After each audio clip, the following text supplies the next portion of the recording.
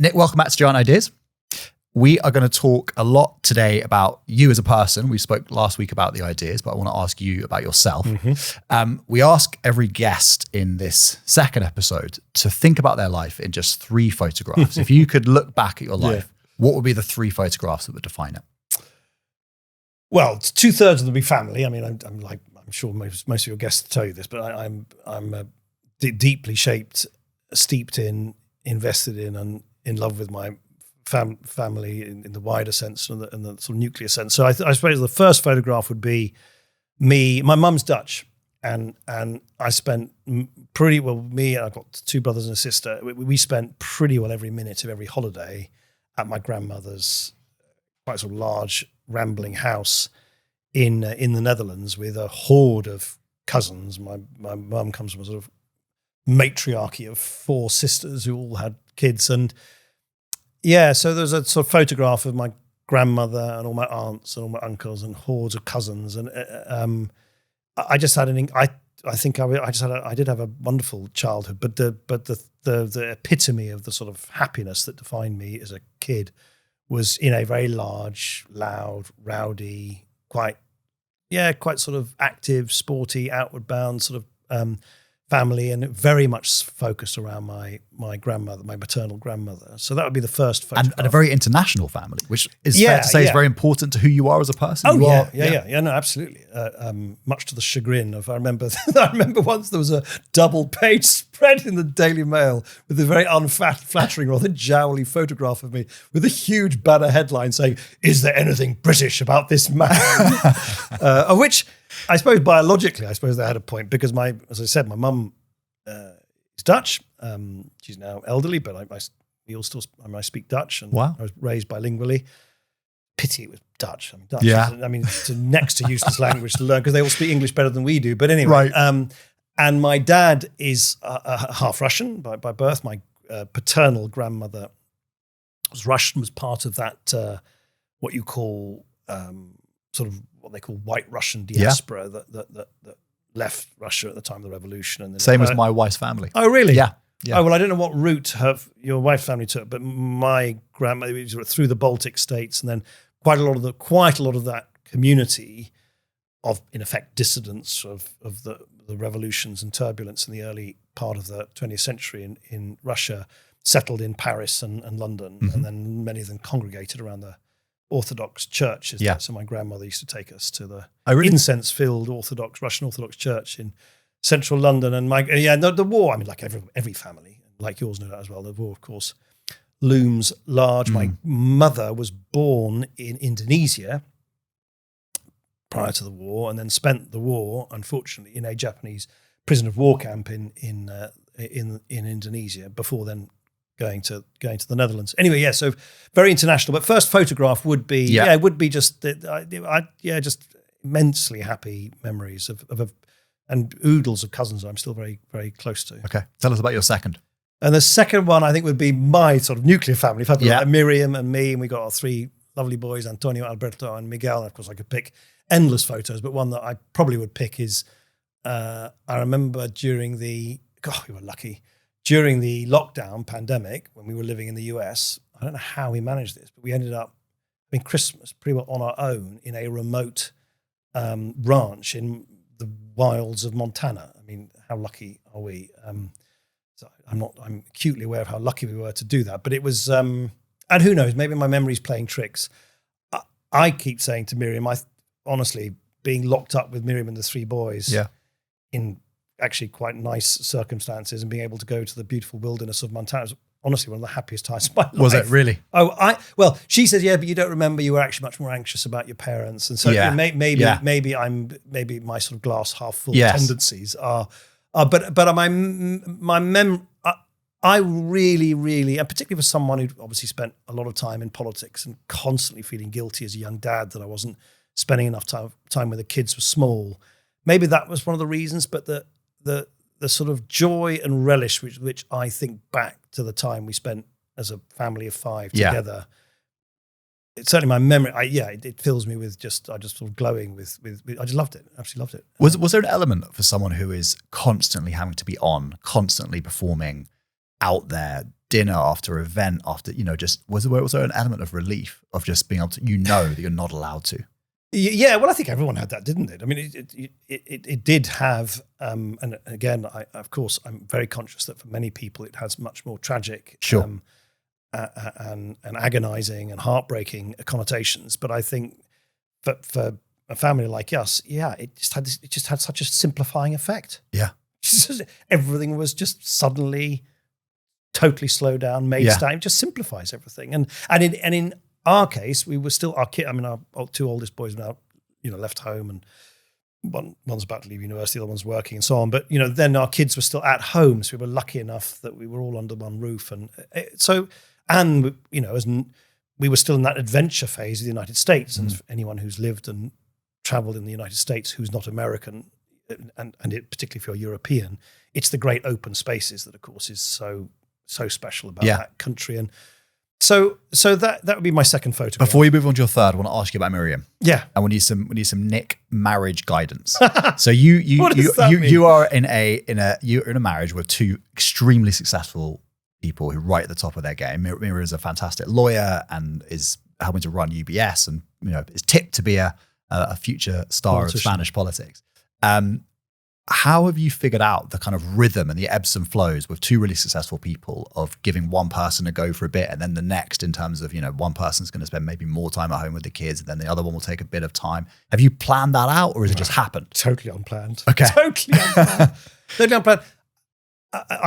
Listen, the last thing I'm going to do, or I don't think Miriam's going to do, we're going to somehow pretend that we've got it all sorted. Of course not. We're like any couple. You go through your ups and downs, and you go through the stresses and strains of life. And gosh, having small kids when I was in this mad world of politics, when I was a party leader, trying to sustain a coalition, traveling up and down to Sheffield. It was, and Miriam quite, rightly didn't want to give up her work. And I honestly, when I look back on it, I don't quite know how we did it. Okay.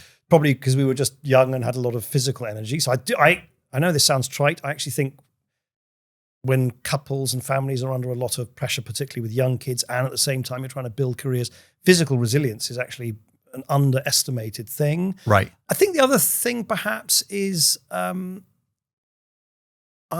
think Miriam and I, in different ways, are not bad at just like leaving it outside the front door, just kind of not bringing it too much home. I think,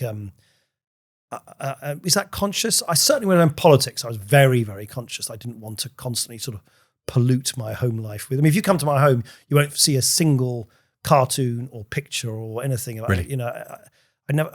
I admire it, and I'm not criticizing, but I've never understood politicians who adorn their whole home with their politics. Why would you do that?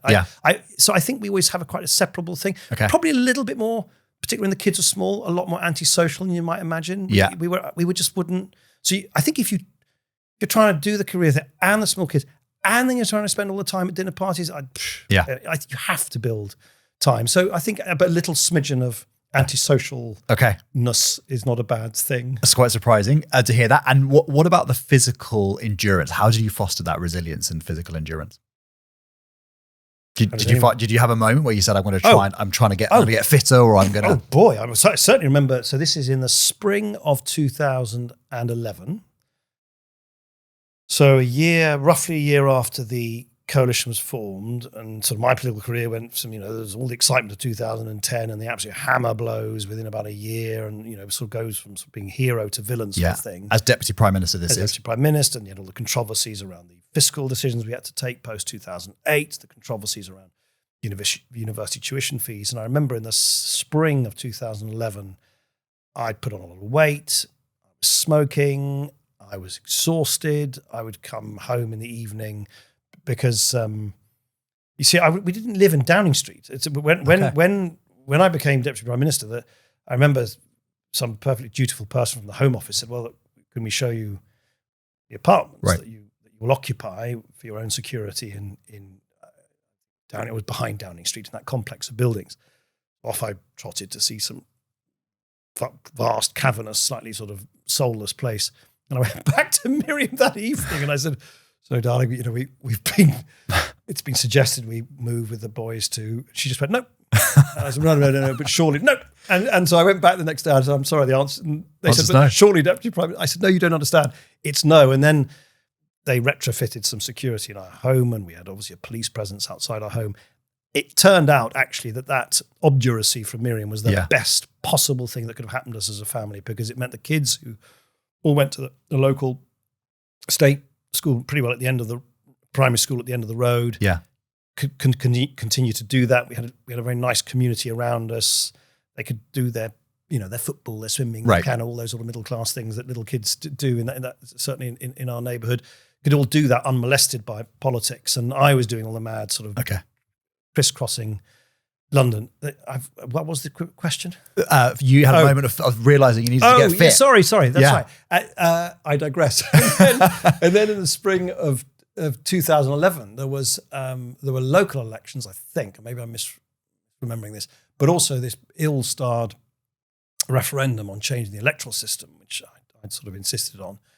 And I remember crisscrossing the country with pneumonia. I literally had pneumonia, and I was just popping antibiotics and pills, and I felt absolutely shockingly bad. Right. And I remember at that point, I mean, I'm being a little melodramatic for effect, but I did remember thinking, wow, I've got to be careful here. I'm in my kind of 40s, and this kind of jobs, this is going to just knock me down physically. Yeah. I'm either going to get very ill or worse. So that I literally bought a rowing machine and put it in a sort of Whitehall cupboard, and literally in the middle of the day would do that. In the office? Yeah. Fantastic. Well, I was on some cubby hole upstairs. And then I just try and go. And I remember that I'd go to some sort of kickboxing classes very like 6 a.m. near her. So I definitely remember in the spring of 2011 thinking, God, I've got another 4 years of this, or whatever it was. This is either going to kill me or I'm going to get my shit together. So I tried to get my shit together. Very good. Tell us about your third photo.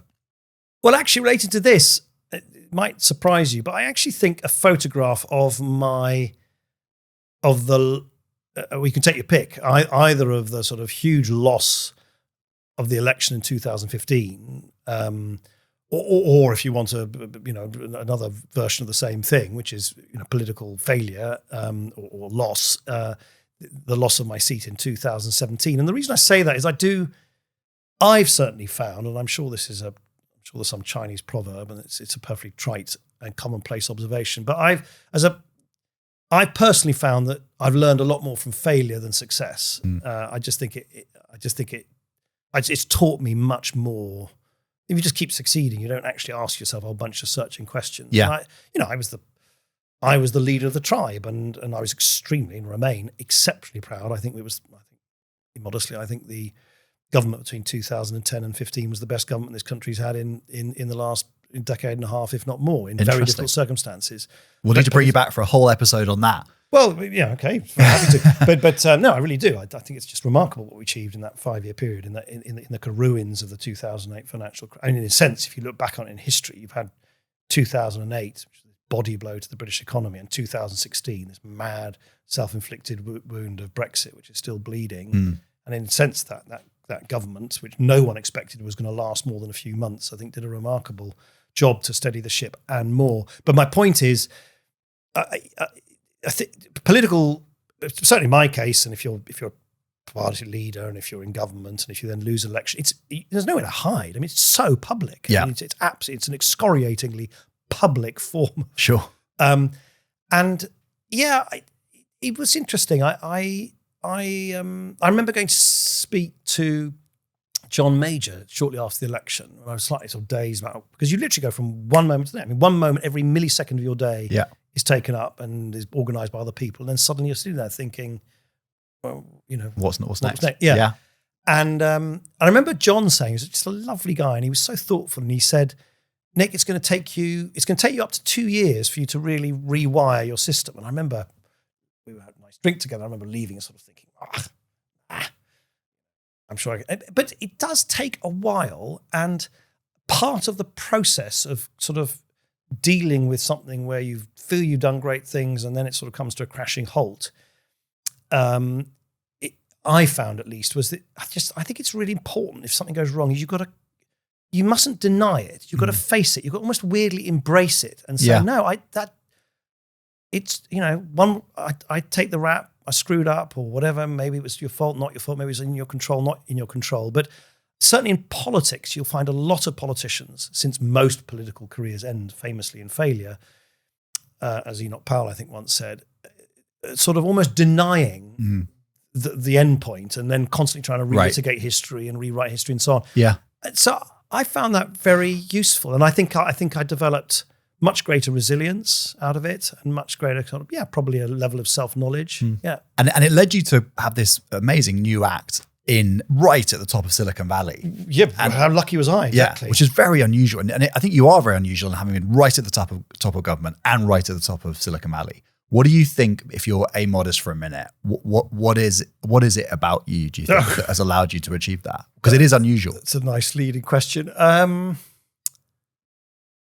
Well, I think partly, but only partly, I think I was quite disciplined and not trying to sort of hanker after being a sort of bad smell and the the parameters of the penumbra of politics. I'd never want to go to the House of Lords ever. Right. I try to abolish the place and replace it with an elected, unfashionable idea of a little democracy in the place. But anyway, still not happened, amazingly, after sort of 150 years of discussion. But and I certainly didn't want to do that, and I was too young to kind of just hang out on advisory boards. And so I thought, and I think I was quite disciplined with myself. When I arrived in Silicon Valley, I literally remember making a mental note saying, I'm never going to talk ever about what I've done before unless someone asks me.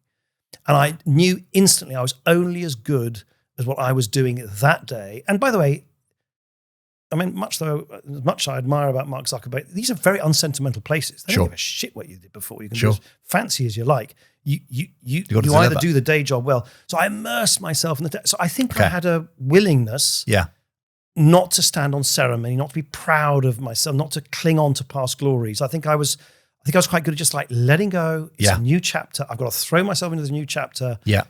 And anyway, I mean, that was the only way I could do that job. It was such an all immersive job. But I think maybe that's something I was able to do. Just let go. Just just roll the punches. That's one thing. And then the only other thing I would say, which I found striking when I went to Silicon Valley, it's an odd thing to say given how, in a sense, sort of ruthless and efficient these organizations look like, is if you've ever been in government, and particularly as I was, if you've been in a very senior role in government, and as I was, if you're senior in government at a very difficult time, the country was going through a financial and fiscal crisis and so on, you learn very quickly, you just have to take decisions. You just have to take them. And none of them might be good. Just take a decision.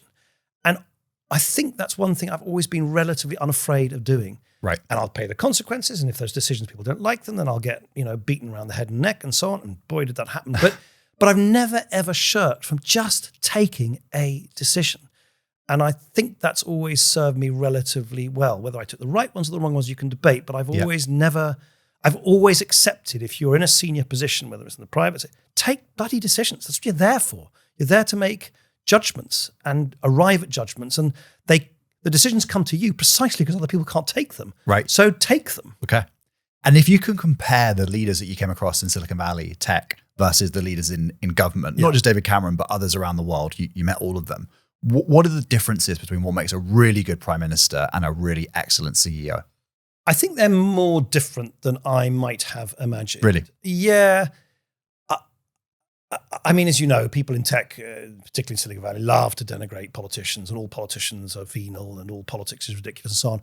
I actually will stand up for the political class. I think taking political decisions and carrying the country and making the excruciating trade-offs you have to do is way, way harder than running a business on the whole. Way harder. Interesting. Because there's just so much. And you are subject to a level of scrutiny that people in business have no clue at all. I mean, I'm amazed when you meet senior business people who are getting their knickers in a twist because there's a disobliging adjective about them on page 6 of the Financial Times. It's right. Quite thin-skinned. Oh, so thin-skinned. Yeah. So that's the thing I've one of the things I really learned was and boy, have I been subject to it. Endless people in Silicon Valley pontificate as if they would find it very easy to become president of the United States or prime minister of the United Kingdom.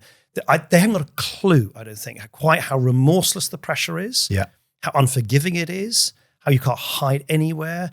Most CEOs are honestly, they're cloistered in cotton wool compared to certainly British politics, where you are exposed to a very, very aggressive newspaper industry, perhaps outside Australia, the most aggressive political press on the planet.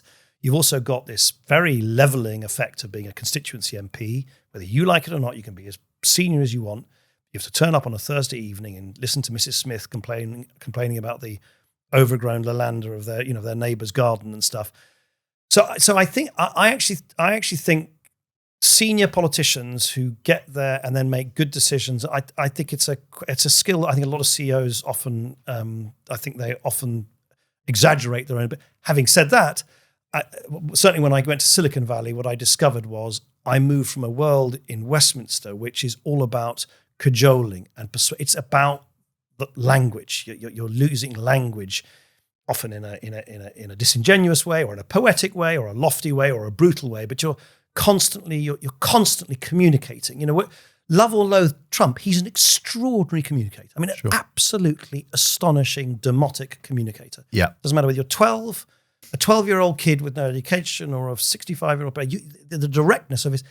Whereas in Silicon Valley, of course, I realized you're dealing with engineers who want systems and statistics, and it's just a much more data-driven, often acronym-driven world compared to the world of language, which politics is. So I have come to the conclusion that the two skill sets and archetypes are more different than I had slightly anticipated. I kind of thought running big complex organizations roughly the same. No, they're quite different. Last question for you. It's unusual that you have been right at the top of politics and right at the top of business. There are probably not many people in the world, probably 5 people or something, who've managed to do something like that. Having done that though, your next act, I want to talk about the future.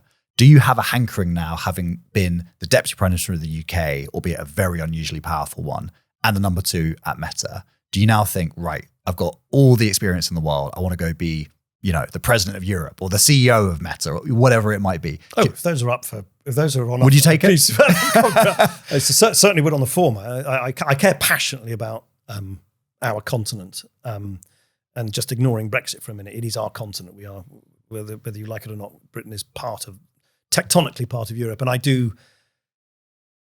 I think my North Star now, and I don't know how it's going to manifest itself. I think it'll obviously manifest itself in the private sector, but I do passionately feel that we're at the sort of 59th second of before midnight, where Europe as a whole could become like a sort of museum continent, where we are basically subject to the predatory designs of China and the US in particular. And I think the weakness, demographic problems, economic underperformance. So I think my North Star really would be to do anything I can to try and foster greater scaled technological success in Europe. We've got a lot. When David Cameron and I assembled the coalition government, 16 years ago?